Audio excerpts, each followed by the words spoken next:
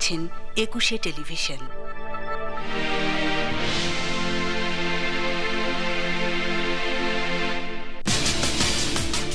পদ্মা সেতু দুর্নীতির মামলা থেকে আবুল হাসান চৌধুরীকে বাদ দেওয়া হয়নি, দোষী সাব্যস্ত হলে ব্যবস্থা, দুদক চেয়ারম্যান। জামাতের হরতালে মেহেরপুরে পুলিশের গুলিতে এক জামাত কর্মী নিহত, ওসি সহ 5 পুলিশ আহত, অস্ত্র ও বোমা সহ রাজধানীতে আটক 2। পুলিশ দম্পতি হত্যাকাণ্ডে প্ররোচনাকারী হিসেবে অভিযুক্ত ঐশীর বন্ধু আসাদুজ্জামান জনি গ্রেফতার।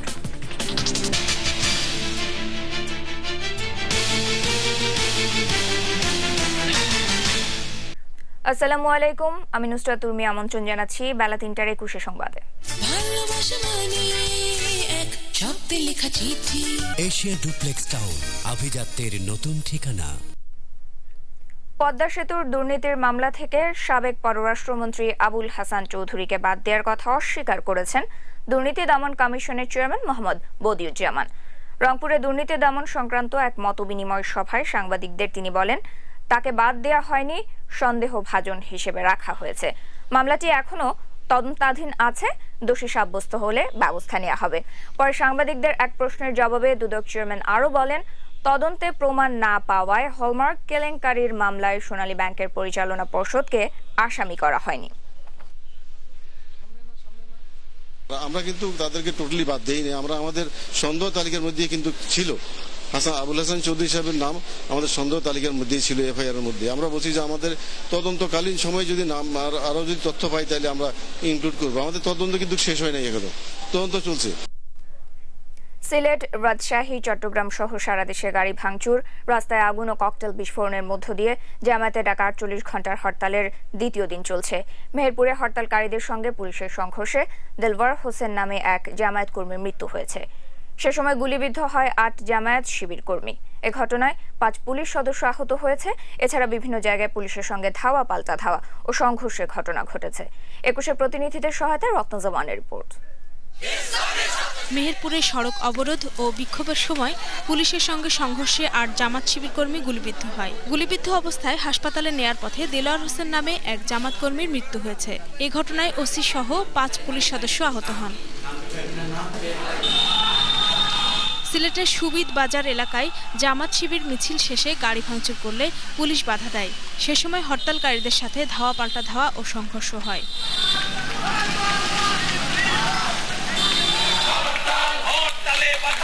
বগুড়া শহরের পিটিআই মোড়ে ঝটিকা মিছিল ও সমাবেশ করে শিবির কর্মীরা। পরে বিভিন্ন রাস্তায় আগুন দিয়ে ককটেল বিস্ফোরণ ঘটায় হরতাল সমর্থকরা। সাতক্ষীরার কদমতলায় রাস্তা অবরোধ ও বিক্ষোভ সমাবেশ করে হরতাল সমর্থকরা। পরে গাছ ফেলে পুলিশের পথ রোধ করার চেষ্টা করে ব্যর্থ হয় তারা। এছাড়া আলিপুর এলাকায় একটি ট্রাক ভাঙচুর করে পিকেটাররা।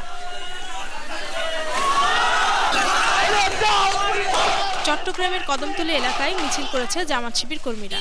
এ সময় রাস্তায় আগুন দিয়ে সড়ক অবরোধের চেষ্টা করে তারা।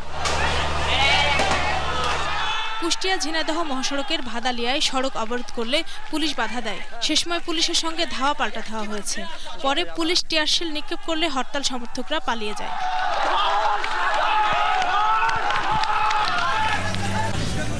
গাজীপুরের ভোগড়া বাইপাস এলাকায় একটি বাসে আগুন দেয় হরতালকারীরা। রাজশাহীতে ভোরে শিরোইল ও হারিয়ান বাইপাস সড়কে আগুন জ্বালিয়ে পিকেটিং করে ছাত্র শিবির কর্মীরা।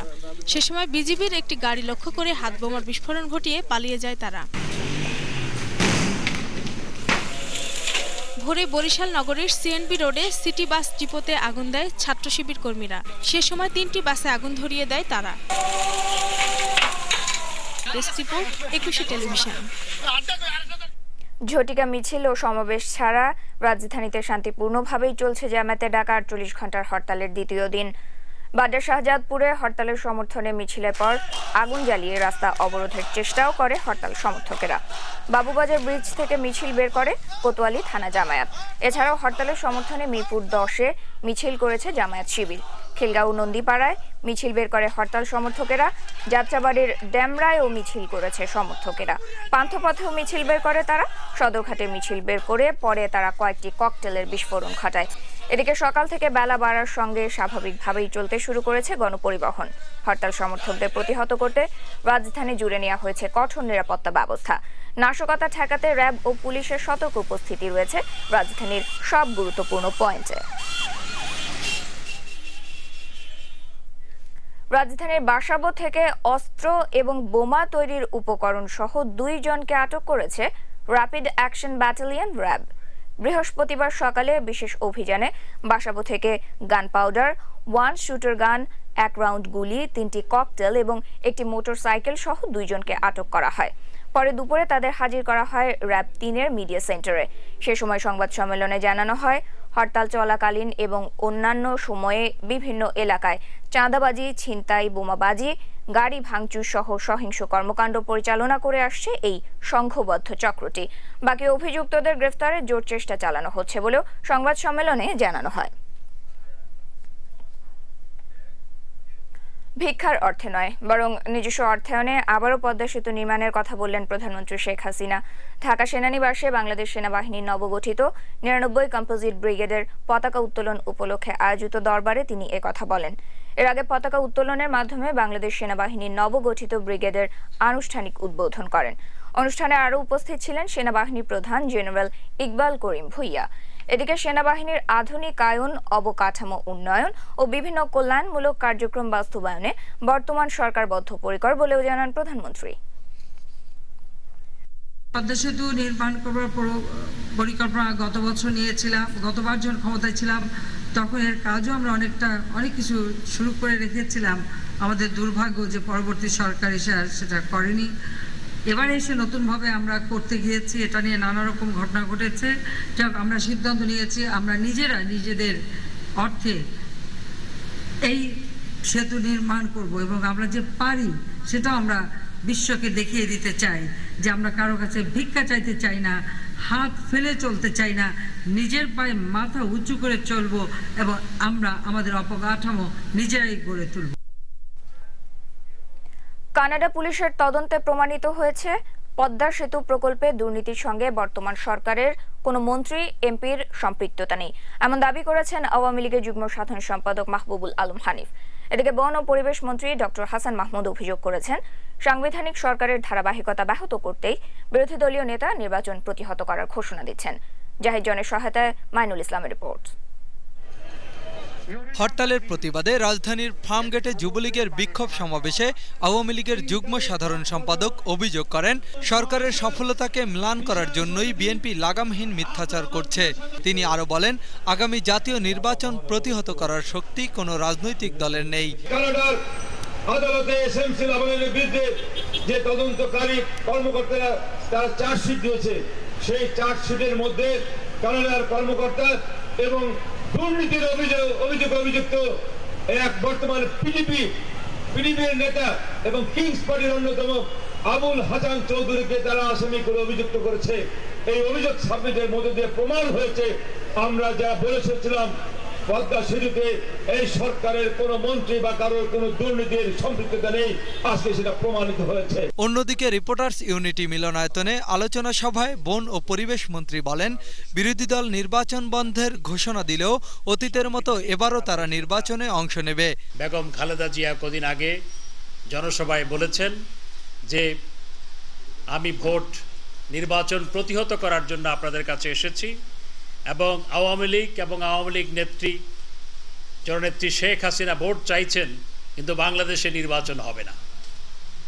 অর্থাৎ তিনি সাংবিধানিক ধারাবাহিকতা রক্ষা হোক, নির্বাচনের মাধ্যমে নতুন সরকার গঠিত হোক, সেটি তিনি চান না। অন্তর্বর্তীকালীন সরকারের অধীনে অন্যান্য দেশে যেভাবে নির্বাচন হয়, বাংলাদেশেও সেভাবে আগামী সংসদ নির্বাচন হবে বলেও জানান তিনি। শেষ পর্যন্ত মাননীয় বিরোধী দলীয় নেত্রী নির্বাচনে অংশগ্রহণ করবেন। মাইনুল ইসলাম, একুশে টেলিভিশন, ঢাকা।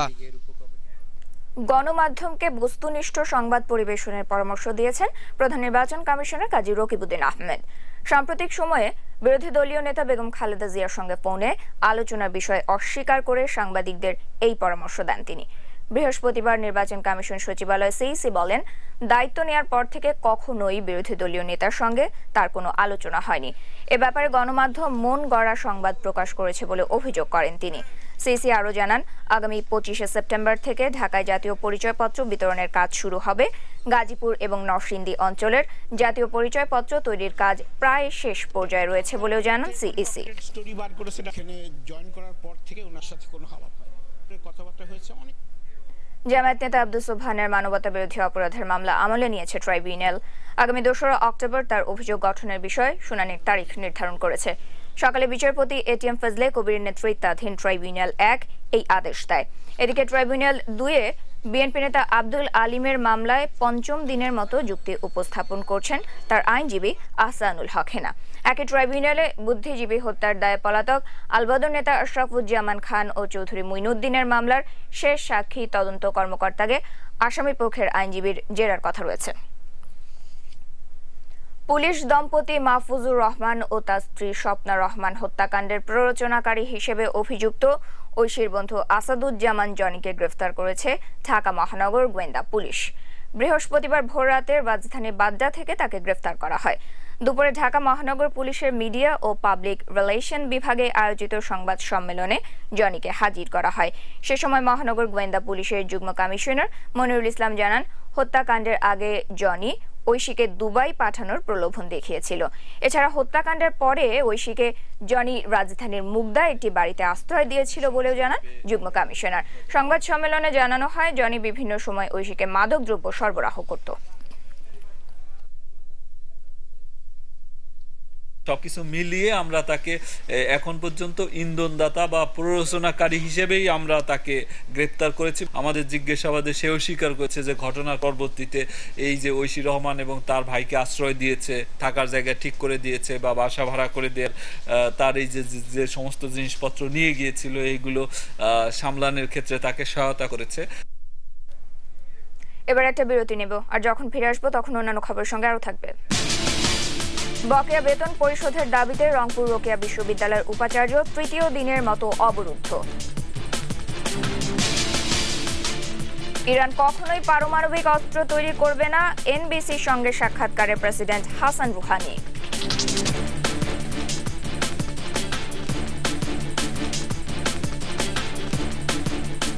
স্বাগত আবারও বেলা 3টার 21 সংবাদে। আবুল হাসান চৌধুরীর মতো পদ্মা সেতু দুর্নীতির সঙ্গে প্রধানমন্ত্রীর আত্মীয় স্বজনদেরও সংশ্লিষ্টতা রয়েছে এবং দ্রুত তা বের করা হবে বলে মন্তব্য করেছেন বিএনপির যুগ্ম মহাসচিব রুহুল কবির রিজভী। নয়াপল্টনে দলের কেন্দ্রীয় কার্যালয়ে প্রধানমন্ত্রী শেখ হাসিনা ও নির্বাচন কমিশনার জাবেদ আলীর বক্তব্যের প্রতিক্রিয়া জানিয়ে একথা বলেন তিনি।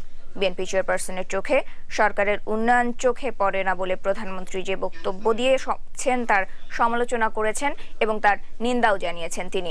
বেগম জিয়ার মন্তব্য নিয়ে নির্বাচন কমিশনার জাবেদ আলী অশালীন বক্তব্য দিয়ে নিরপেক্ষতা ভঙ্গ করেছেন বলে মন্তব্য করেন তিনি। এছাড়া পদ্মা সেতু দুর্নীতিতে আবুল হাসান চৌধুরীর বিরুদ্ধে গ্রেফতারি পরোয়ানা জারি হওয়ায় থলের বিড়াল আরও বের হবে বলেও মন্তব্য তার।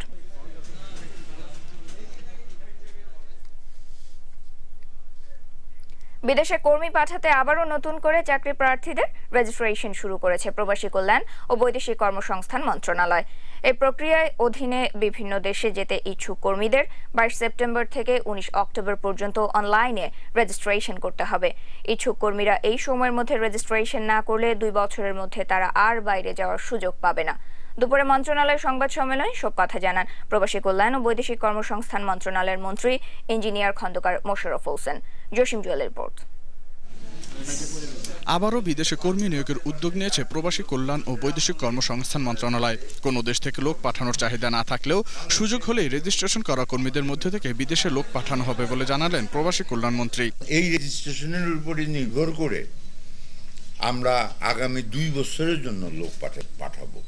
এখানে পরিষ্কার বিজ্ঞপ্তিতে বলা আছে যে 2 বছর পর্যন্ত আর নতুন কোনো রেজিস্ট্রেশন করা হবে না, শুধুমাত্র যারা 18 বছরে পদার্পণ করবে তাদের তো সুযোগ বঞ্চিত আমরা করতে পারবো না। মন্ত্রী জানান, মালয়েশিয়ায় লোক পাঠানোর ধারাবাহিক প্রক্রিয়া হিসেবে কয়েকদিনের মধ্যেই আরো বেশ কিছু কর্মী সেদেশে পাঠানো হবে। সর্বনিম্ন অভিবাসন ব্যয়ে লোকজন খুব আরামের সাথে বিদেশে যেতে পারছে, যার অভিবাসন ব্যয় 32,000 টাকা, যেটা পৃথিবীর ইতিহাসে একটা অনবদ্য ঘটনা। এটা এত কমে পৃথিবীর কোনো দেশ পাঠাতে পারে নাই এবং আমরা প্রায় 400-450 লোক পাঠাচ্ছি।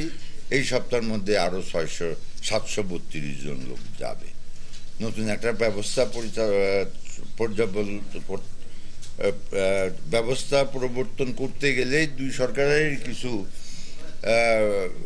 টিচিং প্রবলেম থাকে, সেই টিচিং প্রবলেম আমরা ওভারকাম করতে সক্ষম হয়েছি। মালয়েশিয়ায় বর্তমানের চেয়ে কম খরচে কিভাবে লোক পাঠানো যায় সে ব্যাপারে সরকার কাজ করছে বলেও জানান তিনি। বাধা দেওয়ার চেষ্টা করতেছি।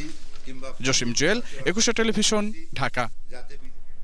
5 মাসের বকেয়া বেতন পরিশোধের দাবিতে রংপুর বেগম রোকেয়া বিশ্ববিদ্যালয়ের উপাচার্য অধ্যাপক ডক্টর নূর নবীকে প্রশাসনিক ভবনে তৃতীয় দিনের মতো অবরুদ্ধ করে রেখেছে বিশ্ববিদ্যালয়ের সর্বস্তরের শিক্ষকেরা। মঙ্গলবার থেকে বকেয়া বেতনের দাবিতে উপাচার্যের কক্ষের সামনে অবস্থান নিয়ে উপাচার্যকে অবরুদ্ধ করে রেখেছেন শিক্ষকরা। শিক্ষকদের ক্লাস পরীক্ষা বর্জনের কারণে এবং প্রশাসনিক ভবন অবরুদ্ধ রাখায় বিশ্ববিদ্যালয়ের সব কর্মকাণ্ড পুরোপুরি স্থবির হয়ে পড়েছে। এদিকে বিশ্ববিদ্যালয়ের অচলাবস্থা নিরসনে মঙ্গলবার সন্ধ্যায় শিক্ষকরা বিশ্ববিদ্যালয়ের আচার্য ও রাষ্ট্রপতির কাছে তার সরাসরি হস্তক্ষেপ কামনা করে জরুরি বার্তা পাঠিয়েছেন। আন্তর্জাতিক, ইরান কখনোই পারমাণবিক অস্ত্র তৈরি করবে না বলে জানিয়েছেন দেশটির প্রেসিডেন্ট হাসান রুহানি। যুক্তরাষ্ট্রের সম্প্রচার সংস্থা এনবিসির সঙ্গে আলাপে তিনি কথা জানান। তেহরানের বিতর্কিত ইউরেনিয়াম সমৃদ্ধকরণ কর্মসূচি নিয়ে পশ্চিমাদের সঙ্গে মধ্যস্থতার বিষয়টিও উল্লেখ করেন রুহানি। সম্প্রতি মার্কিন প্রেসিডেন্ট বারাক ওবামার পাঠানো একটি চিঠিতে এ বিষয়ে ইতিবাচক সাড়া পেয়েছেন বলেও জানান ইরানের প্রেসিডেন্ট।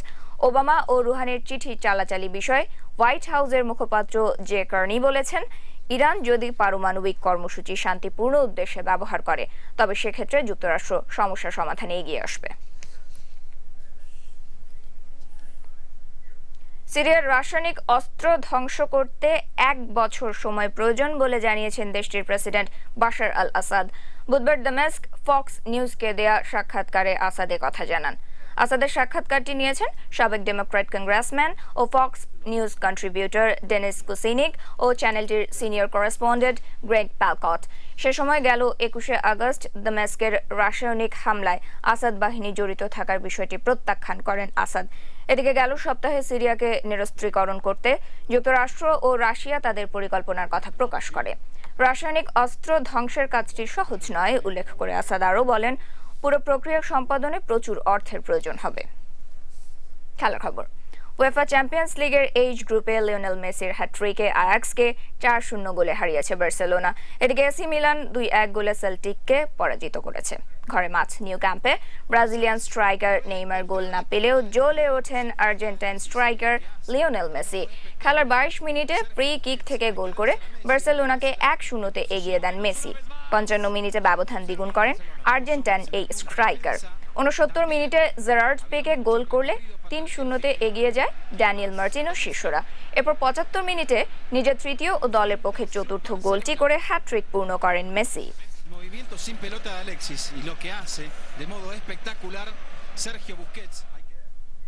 এরই সাথে শেষ করছি বেলা 3টার 21 সংবাদ। তবে যাবার আগে শিরোনামগুলো জানিয়ে দিচ্ছি আরও একবার। পদ্মা সেতুর দুর্নীতির মামলা থেকে আবুল হাসান চৌধুরীকে বাদ দেওয়া হয়নি, দোষী সাব্যস্ত হলে ব্যবস্থা, দুদক চেয়ারম্যান।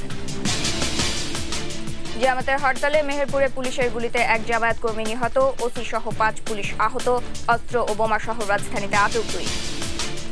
পুলিশ দম্পতি হত্যাকাণ্ডে প্ররোচনাকারী হিসেবে অভিযুক্ত ঐশীর বন্ধু আসাদুজ্জামান জনি গ্রেফতার।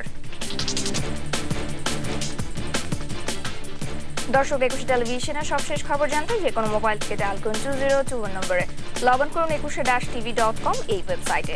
এছাড়া 21 যে কোনো অনুষ্ঠান সরাসরি দেখা যাচ্ছে facebook/21tv লাইভ এই ওয়েবসাইটে। আমাদের পরের সংবাদ শিরোনাম বিকেল 4টায় দেখার আমন্ত্রণ রইল। 21-এর সাথেই থাকুন।